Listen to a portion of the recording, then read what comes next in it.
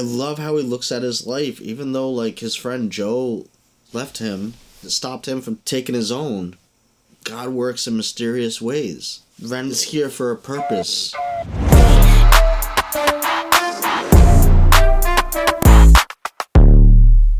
What's going on, everyone? Mike Griff back with a brand new reaction. Sorry if I'm a little, my eyes are watery right now. I've just done REN Chapter 1. I just reacted to Freckled Angels. I want to get into REN Chapter 2. And looking at that, I realized there are 8 chapters. This is literally like just a book he's reading us, which is phenomenal. It's amazing. It's an amazing way to experience something like this. It's really hard. I don't know. I'm not going to be able to do all 8 chapters in one go. I think I've got one more in me.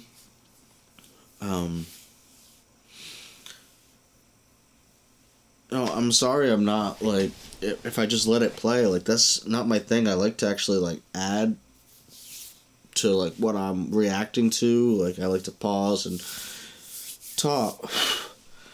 But, some things, especially things like this, there's not much to say. So I don't even know if my reactions are even worth anything.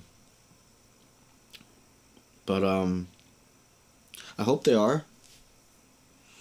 Hope you guys like it. I don't know if I said it. My mind's all messed up from these right now, but like, comment, share, subscribe. Keep my channel going, please. I would appreciate that. And, we'll see what happens. We'll just go with it. Chapter 2.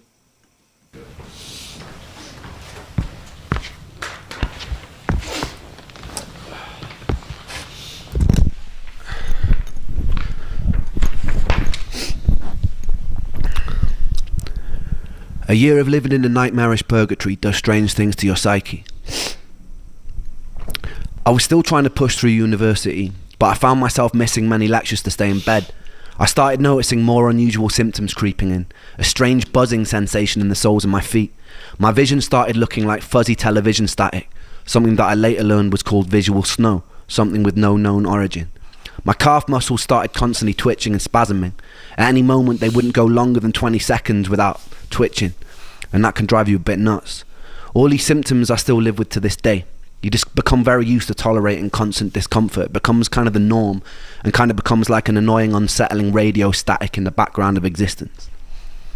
I stopped taking my antidepressants after having cycled many different kinds. None of them helped. All of them gave me some new kind of symptom or side effect, like insomnia, dry mouth, heart palpitations, no libido, etc. I spent a lot of my time alone, but in the moments of respite I'd hang out with friends. We formed a band called Trick the Fox the year before I'd gotten sick. It was the one ray of sunshine I had at the time. I quickly became friends with a bass player called Charlie, and we developed some kind of musical telepathy where we both knew what the other was going to play before it even happened. He was the first musician I've ever felt this kind of chemistry with. I became a kind of third wheel in his Momoko's relationship. With time, Momoko became like a sister to me. To this day, it's one of my favourite people on this spinning rock. Performing with Trick the Fox was one of the rare times that I felt free. There was something about the duty of having to entertain others that let me escape the physical limitations of my own sick body, even if just for a moment. I usually pay for it the next day with what can only be described as an energy hangover where I'd be stuck in bed all day, but for me that was worth it. Those days I was still fairly functional. It was around this time I started losing faith in the medical industry. The more appointments I'd go to, adamant that something was wrong, the more of a hypochondriac they treat me as. Medical gaslighting is a real thing with chronic illness. They chalk me down as someone who was always requesting blood tests, and my mental health diagnosis probably didn't help that. Strangely, they never tested me for any kind of pathogens. I decided to embark on a precarious journey into the Russian roulette chamber of Dr. Google. I would type in the most predominant symptom of the day, and Dr. Google would tell me that I have a rare disease and I'm probably going to die. With time, I sharpened my search engine axe and refined what I was looking for. I dived headfirst into the abyss of online support groups, hoping to find solace or answers amongst fellow sufferers. We were like crabs in a barrel. Very rarely someone would find their silver bullet and announce what it was that cured them. Hundreds of people would follow their protocol, some with mild success, but most of us will still remain trapped. I joined as many online support groups as I could. It was a bit like the beginning of Fight Club, except instead of faking conditions to feel accepted, I was desperately hoping I had those conditions so I could cure myself and get the fuck out. I convinced myself I had conditions like candida, magnesium deficiency, parasites, adrenal fatigue, heavy metal poisoning, etc. At the time, I felt like I was single-handedly keeping Jeff Bezos in business. While most students were spending their student loan on drinks, I'd spend mine on the supplement or protocol of the week. I'd follow whatever herbal or supplement protocol was suggested, sometimes noticing mild improvement and sometimes getting a lot worse, most of the time feeling nothing. A story would pop up on one of these groups like, after I did a 30-day parasite cleanse of wormwood, cloves and garlic, all my symptoms disappeared. I'd read a story like this, get full of hope and put myself through a grueling 30 days, which would often result in a worsening of symptoms. My body felt even sicker and weaker, but I'd stick it out because I was told that this was a good sign. The parasites are dying. I peered into the toilet bowl and valiantly waved goodbye as I flushed their imaginary corpses into a watery abyss. At the end of the 30 days, I'd be left with a lighter wallet and all my symptoms still remaining. And if that didn't work, I'd move on to what was next. Maybe I have seasonal affective disorder. Alright, so I'd get on the internet, order a light, stare at it.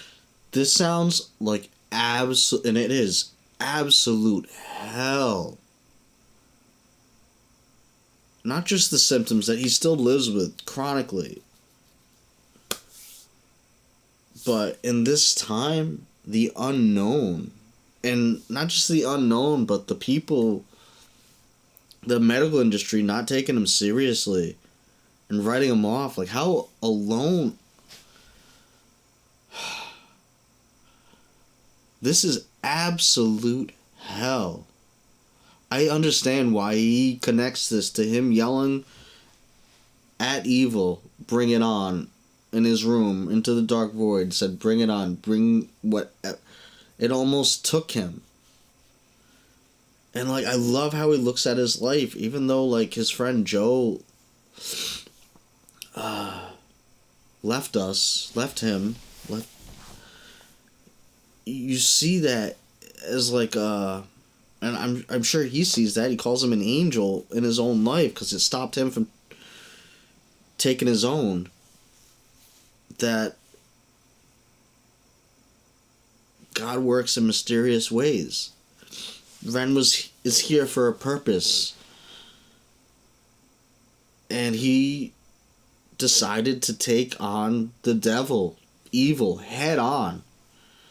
And when it got to a point where he felt like he couldn't fight anymore,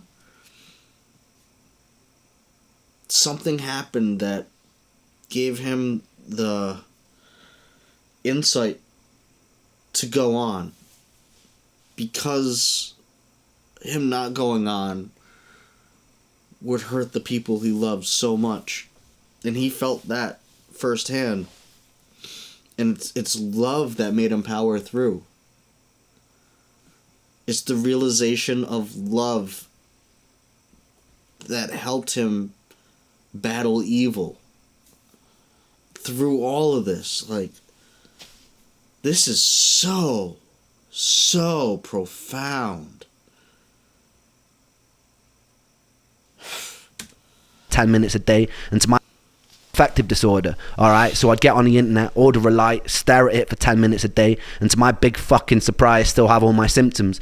The only thing that light illuminated for me was that I was desperate enough to buy a glorified table lamp. I kid you not when I say that over the years I probably have taken nearly every dietary health supplement known to man. One of the most grueling self-treatment courses came when I did a round-the-clock heavy metal chelation. I would take a supplement called ALA and DMSA, which supposedly shuttle mercury molecules out of your body through a process called chelation. I would have to take the pill once every 3 hours around the clock, which meant setting multiple alarm clocks to wake up and take them. The supplements came with their own side effects. I remember one time standing in a supermarket and feeling like the sounds and lights were so bright that I couldn't even bear to be in there. I stuck with this protocol for a whole year with no luck. I was still coming to terms with the death of one of my best friends during this time too. I was too sick to hold down any kind of stable job, so I was mostly living off my student loan. Welsh students study in England also weirdly get given a small sum of money just for being Welsh, or almost like a "we're really sorry that you're Welsh" sort of condolence prize. I've always prided myself on my financial independence, so whenever I could, I'd get out on the streets of Bath and I'd busk. I remember the very first time I did. I had my guitar in hand, I perched myself on a bench, took a deep breath, and then bared my soul to the jury of the street, and it was exhilarating. People sometimes ask me what music means to me, and it means life. This was usually the one time I felt like I didn't want to die. This was the one time I could feel a resemblance of something that resembled spirit, that resembled my soul, that resembled me. I even found myself cracking jokes with onlookers, which for someone dripping with social anxiety at the time was huge for me.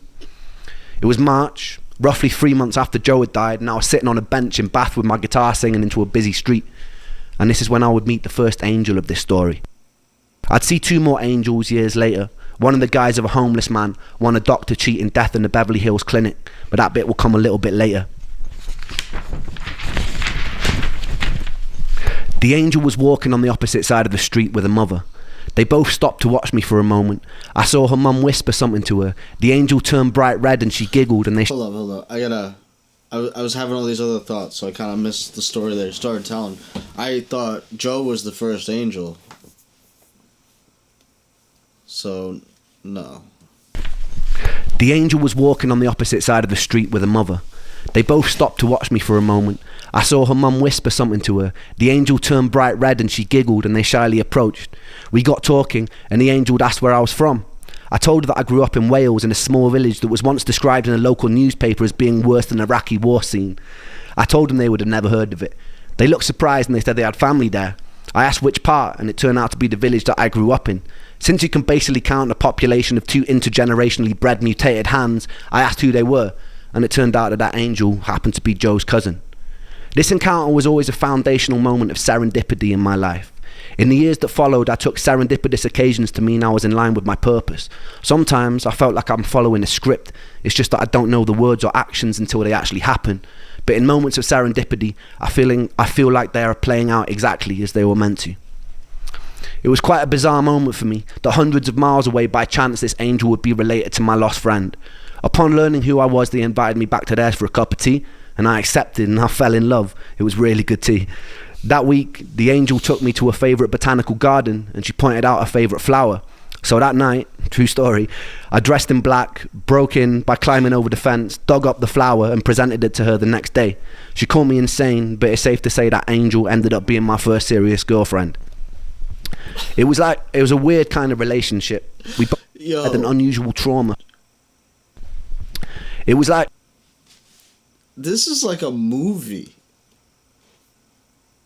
This is wild, man. This is wild. But it's safe to say that angel ended up being my first serious girlfriend. It was a weird kind of relationship. We both shared an unusual trauma for people who were so young, brought together by a tragedy.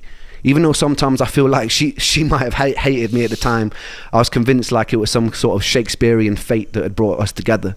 A morbidity that birthed light, that it couldn't be anything else. It felt like divine intervention. She was pretty troubled in her own way, and I was very troubled in mine. But in between the sludge of dealing with the constant symptoms, it was beautiful.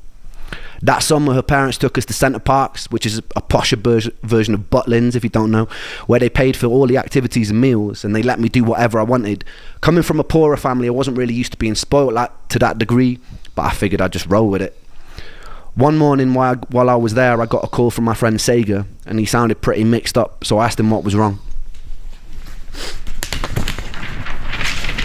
Yo, I'm just deciding and feeling right now. REN is... I feel like I've said this before. Who and what REN is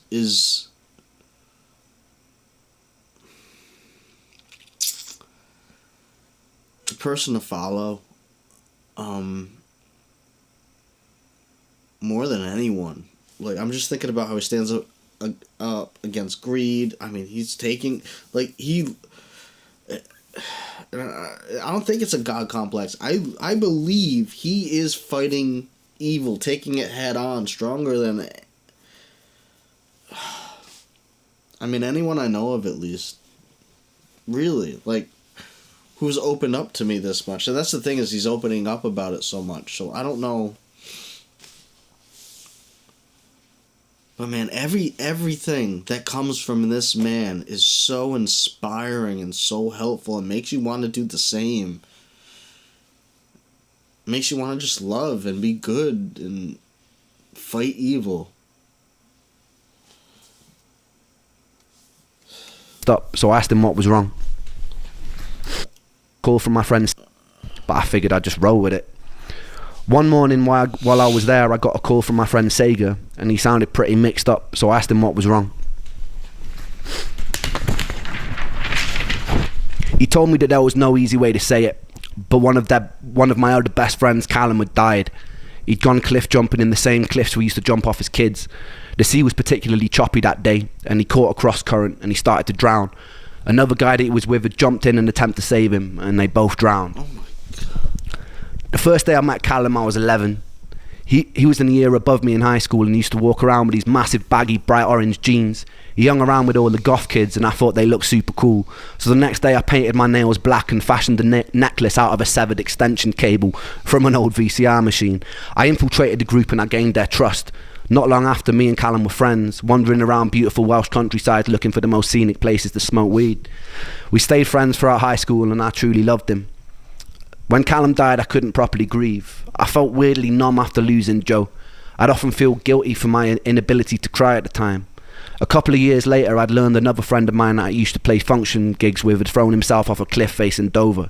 And again, I felt numb. I couldn't tell if this new acceptance of the inevitability of death was a beautifully liberating thing, or if it was a sign that my humanity was slipping away. To this day, death has kind of remained a bit of a matter-of-fact part of my life.